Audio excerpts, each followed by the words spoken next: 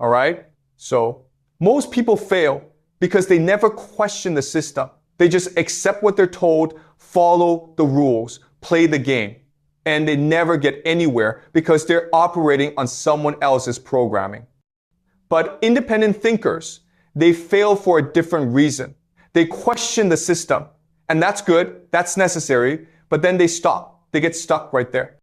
And this lecture is not an attack on independent thinking.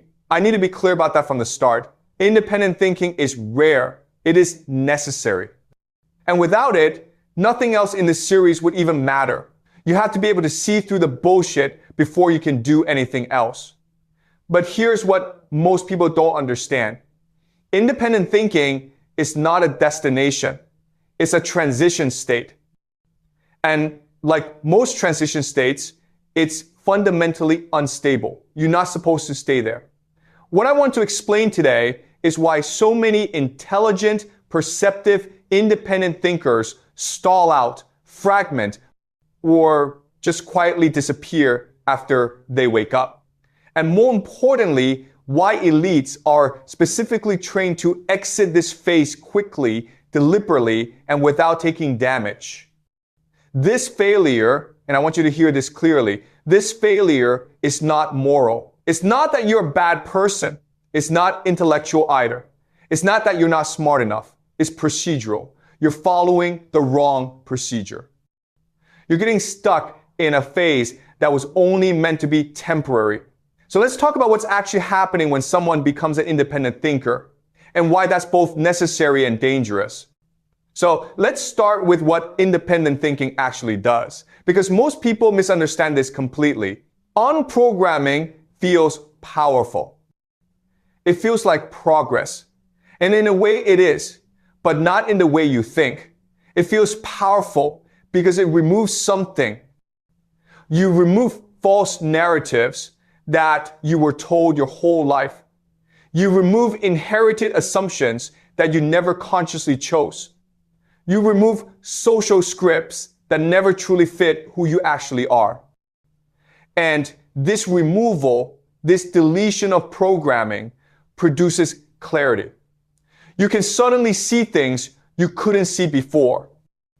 And clarity feels like progress. It feels like you're moving forward, like you're getting somewhere. But here's the thing, and this is critical. Removal is not construction. Taking something away is not the same as building something new. Let me give you an analogy so this lands. If you delete an operating system from a computer and install nothing in its place, the machine does not become free. It doesn't start operating better. It becomes unstable. It can't function. Independent thinking does exactly this. It deletes defaults.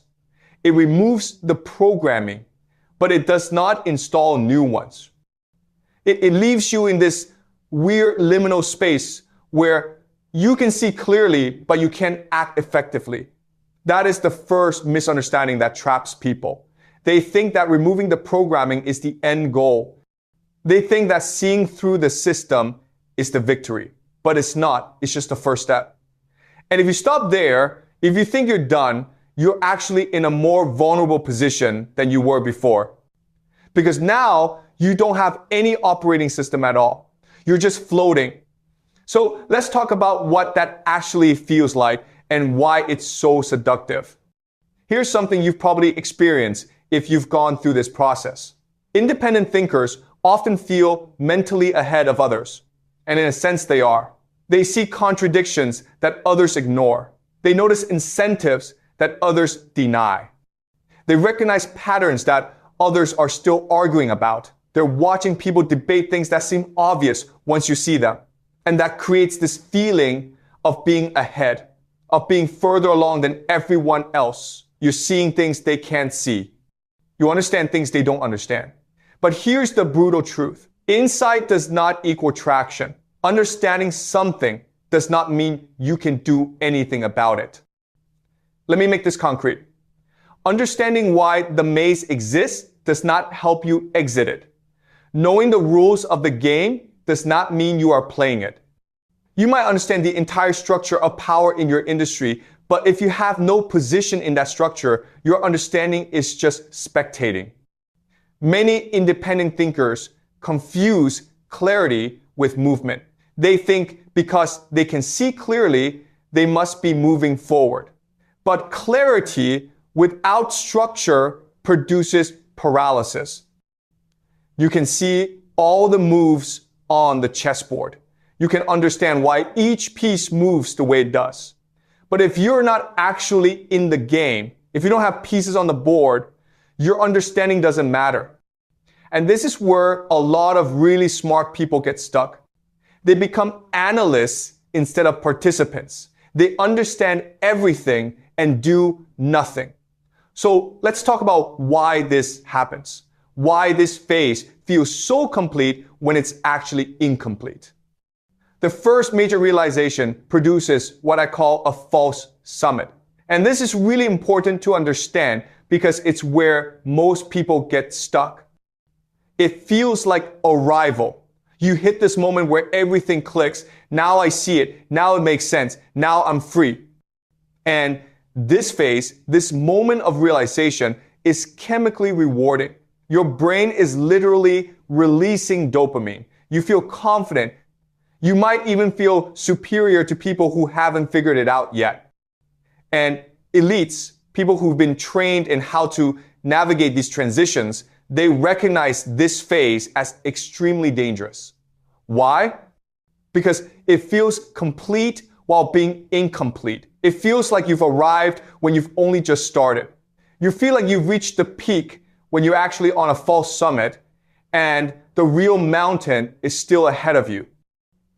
Let me explain why this is so seductive. When you first see through something, when you first understand how the system actually works, it's exhilarating. You feel like you've been let in on a secret. You feel like you're now one of the people who gets it. And that feeling is so powerful, so satisfying that many people just stop there. They set up camp on the false summit. They build their entire identity around being someone who sees clearly. But seeing clearly is just the beginning. It's not the end. And if you stay there, if you make that your home, you're going to run into very specific failure modes. There are predictable ways that independent thinkers fail. And I want to walk you through them so you can recognize them in yourself, because recognition is the first step to moving past them. All right, so let's talk about the first way independent thinkers fail. Awareness without leverage. Here's what you need to understand. Awareness does not move systems. Leverage does. Most independent thinkers become observers. They analyze, they comment, they explain. They write brilliant essays about how the system works. They have incredible insights into why things are the way they are. But they mistake commentary for participation. Let me be very direct about this. Systems do not respond to understanding. They respond to position. You can understand everything about how Congress works. But if you're not in Congress, if you don't have relationships with people in Congress, if you're not positioned to actually influence legislation, your understanding is just academic. It's spectating. And here's what people don't want to hear. You are not powerless because the system is strong. That's not why you can't change anything. You are powerless because you are not positioned. You're outside the system looking in. And from outside, no matter how clearly you see, you cannot move the levers. You cannot make things happen. Think about it this way. If you're standing outside a building, looking through the windows, you can see everything that's happening inside. You can understand the relationships, the power dynamics, the decisions being made, but you cannot participate. You cannot influence anything. You're just watching. And this is where so many smart people end up. They become really sophisticated watchers, really insightful observers, but they never actually play the game. So let's talk about the second failure mode, because this one is even more subtle. After you go through the unprogramming process, after you start seeing clearly, something happens to your social alignment. It weakens. And this makes sense, right? You no longer speak the same language as most people. You no longer share the same assumptions. You no longer react to things the same way. You watch people getting excited or upset about things that you know don't matter, and you can't relate anymore. This produces distance. And that distance, that separation from the crowd, it feels honest. It feels clean. It feels principled. You're not playing the game anymore. You're not pretending. You're not going along with the bullshit just to fit in. And all of that feels like integrity. But here's what you need to understand. Isolation is not independence. Isolation is loss of interface. Let me explain what I mean by interface. An interface is your ability to connect with systems, to communicate with people, to coordinate action. Without interface, you cannot influence anything. You cannot coordinate with anyone. You cannot act in any meaningful way. You become this isolated node that sees everything but connects to nothing. And this is really dangerous because it feels virtuous. It feels like you're maintaining your integrity by staying separate, by not compromising, by not engaging with people who don't see what you see. But what you're actually doing is removing yourself from any position where you could actually change anything. You're choosing purity over effectiveness. You're choosing to be right over being functional. Elites never make this mistake. They maintain interface. They stay connected to systems even when they see through those systems. They understand that you cannot influence what you cannot touch. So let's talk about the third failure mode, because this one is about how you think about morality. Independent thinkers, once they see how things actually work, often cling to moral clarity. And I understand why.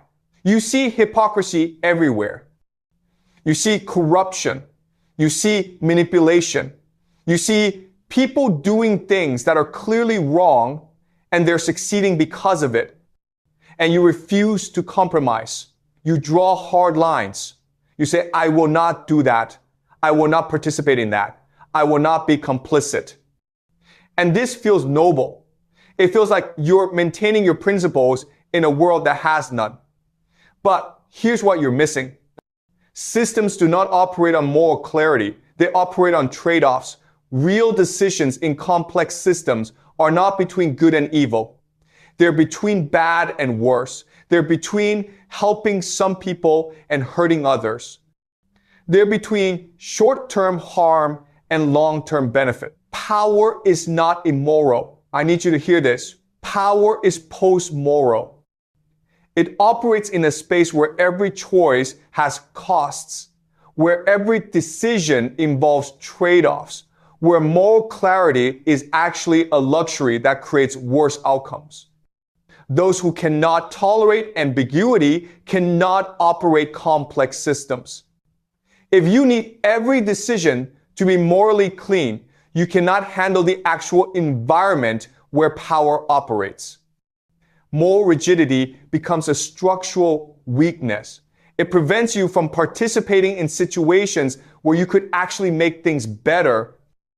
You become someone who stands on the sideline judging, while people who are willing to get their hands dirty are actually making decisions that affect millions of lives. And sometimes those people are making better choices than you would make from your morally pure position outside the system. So let's talk about the fourth failure mode. And this one is the most subtle and the most dangerous. The most subtle failure mode is identity. And this is where a lot of really smart people get permanently stuck. It starts innocently enough.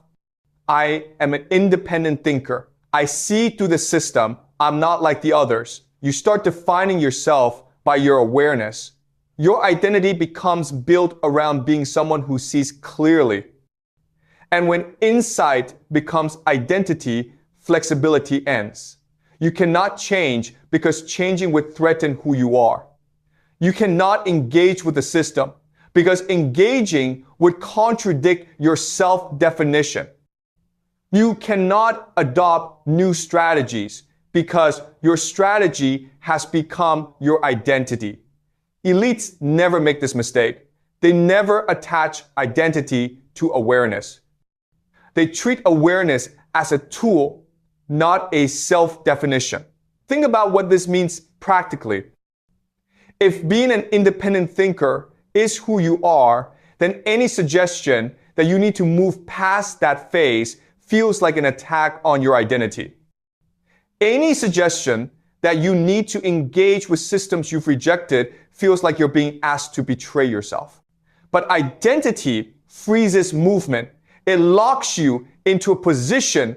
This is why you see people who had incredible insights 10 years ago saying the exact same things today. They haven't grown. They haven't evolved.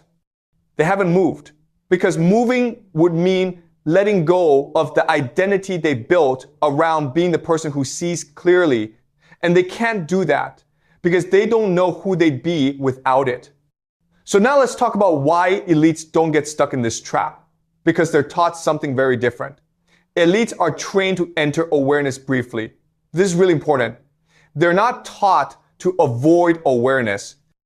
They're taught to move through it quickly. They deconstruct quickly. They extract what is useful. They exit. Awareness has a time limit. It's a phase you're supposed to pass through, not a place you're supposed to live. Why? Because prolonged liminality degrades performance. If you stay in that unprogrammed state too long, you lose the ability to act decisively. You lose the ability to commit. You start seeing too many sides of every issue. You become paralyzed by your own clarity. Masses awaken accidentally. They stumble into awareness through some life event or random reading or personal crisis. Elites awaken on schedule. Let me explain what that means. Elite education includes controlled exposure to destabilizing ideas, philosophy classes that question everything, history classes that show how arbitrary current systems are. But these exposures are time-bounded. You question everything for a semester, and then you move into classes about how to build systems. You deconstruct in the fall, you reconstruct in the spring. This is not an accident. It's by design because they understand that awareness without reconstruction leads to drift. You need to see through the illusions, yes, but then you need to build something functional in their place. You can't just stay in the deconstructed state forever. So let's talk about what elites do next, because this is where it gets really interesting. Here's something that shocks people when they first hear it. Elites reimpose constraints on themselves quickly after gaining awareness. And this seems contradictory, right? You just figured out that all the rules were arbitrary, that all the constraints were made up. Why would you then choose to constrain yourself again? But here's what you need to understand. Freedom without structure produces drift. Elites get this. They deeply understand this. So they replace inherited constraints with chosen constraints. This is a critical distinction. Before, you were following rules you never chose. After awareness, you're following rules you deliberately selected. Discipline is not oppression. It's stabilization. Reprogramming is not loss of freedom. It's protection from chaos. Let me make this concrete. Imagine you wake up and realize that your morning routine was just something you inherited from your parents or absorbed from society. You could do anything. You're free. But if you actually try to make every decision fresh every morning, you'll be exhausted by noon. You'll have decision fatigue. You'll be less effective, not more. So what do? You choose a new routine deliberately. You select constraints that serve your goals. You reimpose structure, but this time it's structure you designed. That's what elites do. They don't stay in the chaotic freedom of pure awareness. They move quickly to rebuild functional systems. And here's another thing they do that independent thinkers often refuse to do. Independent thinkers often want to express truth. They want to tell people what they've figured out. They want to share their insights. They want others to see what they see. This is a completely natural impulse, but it's strategically naive. Elites prioritize function over expression. They do not need to be right publicly. They need outcomes privately. Think about what this means. Broadcasting insight creates enemies. When you publicly explain how a system works, especially if that system benefits certain people, those people now see you as a threat. You've made yourself a target. Containment preserves optionality. If you understand how something works, but you don't broadcast that understanding, you can use that knowledge strategically. Silence is not emptiness. I need you to hear this. Silence is control. When you stay quiet about what you know, you maintain maximum flexibility. You can act on your knowledge without alerting anyone to what you're doing. You can operate inside systems while understanding them completely. But the moment you announce your understanding, you've limited your options. This is why elites are so quiet. It's not that they don't see clearly. They see more clearly than anyone. But they understand that seeing is a tool for acting, not for broadcasting. They keep their insights private and use them to generate outcomes. And this brings us to why all of this connects to access and power, because that's what we talked about in the first lecture. So let's connect this to what we discussed before. Systems respond to those inside them. Understanding power does not grant access to power. These are completely separate things. This is why independent thinkers are often filtered out, not punished, not attacked, just simply ignored.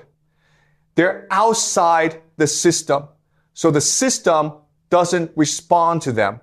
Access precedes influence. You have to be in the room before you can change what happens in the room. You have to be part of the network before you can route resources through yourself. You have to be positioned before you can move anything. This is why networking, positioning, and relevance matter before internal optimization. Let me make this really clear. If you spend 5 years becoming an independent thinker, developing crystal clear understanding of how everything works, but you do that in isolation, you have accomplished almost nothing. Because you have no access, you have no position, you have no interface with the systems you understand. Your understanding is purely academic. This is why the lecture on accessing power came first. You need position before insight becomes useful. You need to be inside systems before you can change them. You need access before awareness becomes leverage. And this is why elites always prioritize access first. They get positioned and then they develop awareness. Not the other way around. Here's something really important. Position shapes cognition. The way you think is heavily influenced by where you're positioned. Elites re-anchor socially before rewiring internally. They make sure they're connected to the right networks, that they're in the right institutions, that they have the right relationships, and then they do their internal work. Why? Because context determines which behaviors survive. If you reprogram yourself in isolation, if you develop new ways of thinking and operating while you're completely disconnected from relevant systems, the environment will overwrite you again. The moment you try to enter those systems, you'll be hit with social pressure, institutional norms, and structural constraints that will undo all your internal work. But if you're already positioned, if you're already inside, if you already have relationships and access, then when you do your internal rewiring, it sticks because you're adapting to the actual environment you need to operate in. You're not developing ideal ways of being in a vacuum. You're developing functional ways of being in context. This is why elites always handle access before awareness. It's not a random order. It's strategic sequencing. Let's talk about something that feels really good, but is strategically wrong. Being outside feels clean. When you're outside the system, looking in. You don't have to compromise. You don't have to make messy trade-offs. You don't have to get your hands dirty. You can maintain your principles. You can stay pure. But elites operate inside systems they do not believe in. Read that again. They operate inside systems they do not believe in. Strategic compliance is not submission. You do not escape systems by rejecting them. You escape them by learning how to move through them. Think about what this means. You can understand that a system is corrupt, arbitrary, or unjust, and you can still operate inside that system effectively. These are not contradictory. In fact, operating inside might be the only way to actually change anything. External criticism is ignored. Internal pressure creates change. This is the outsider illusion. You think being outside keeps you clean, but it actually keeps you powerless. You think being inside means you've been captured, but it actually means you have leverage. The question is not whether you're inside or outside. The question is whether you maintain your awareness while operating inside. And that requires something most people don't want to do: reprogramming. Here's a fact that makes people uncomfortable. The brain always runs defaults. Always. It's not capable of operating without them. If you remove one program and install nothing, the environment installs one for you. You don't get to stay in a neutral state. Drift is reprogramming by neglect. Staying unprogrammed is not neutral. It's dangerous. Because while you're floating in this liminal space, congratulating yourself on not having programming, you're actually being reprogrammed by whatever environment you happen to be in, by whatever media you consume, by whatever people you spend time with, by whatever emotional patterns get reinforced. You think you're free because you removed the old programming, but you're actually more vulnerable than before because you don't have any intentional structure. You're just absorbing whatever the environment throws at you. This is why elites move so quickly from deconstruction to reconstruction. They understand that the unprogrammed state is temporary and dangerous. So let's talk about what reprogramming actually means, because most people completely misunderstand this word. When most people hear reprogramming, they think it's about changing your beliefs or your motivation or adopting some positive mindset. That's not what we're talking about. Reprogramming is not belief change. It's not motivation. It's not positivity. It's the deliberate alteration of decision latency, risk tolerance, and response under pressure. Let me break that down. Decision latency is how fast you make decisions. Risk tolerance is what level of uncertainty you can operate in. Response under pressure is how you behave when things get chaotic. These are not beliefs. These are operating parameters. These are the actual variables that determine whether you can function effectively in high-stakes environments. This is what elites train. They don't train themselves to believe different things. They train themselves to operate differently, to make decisions faster, to tolerate higher levels of uncertainty, to stay functional under extreme pressure. And this training is not philosophical. It's not about reading the right books or having the right insights. It's behavioral. It's repetition under constraint. So let's talk about how this actually works, because the method matters. Change requires constraint. This is not optional. You cannot change fundamental operating parameters in an unconstrained environment. Elites use time-bounded cycles, typically 21 to 30 days, because prolonged uncertainty destroys stability. If you try to change everything at once with no time limit, you'll just create chaos. You'll destabilize yourself. But if you commit to a short, intense cycle where you follow specific protocols for a defined period, you can actually rewire functioning patterns without destroying your ability to operate. Intensity compresses learning. When you operate under high constraint for a short period, you learn faster than you would in a relaxed state over a long period. Commitment reduces drift. When you commit to specific protocols for a defined time, you can't drift. You can't rationalize your way out. You just execute. This is why the next phase, which we'll cover in the next lecture, is structured. It's not open-ended exploration. It's not figure it out as you go. It's a defined protocol over a defined period designed to install new defaults without creating instability. Because that's what actually works. All right? So let me bring this all together so you can see the full picture.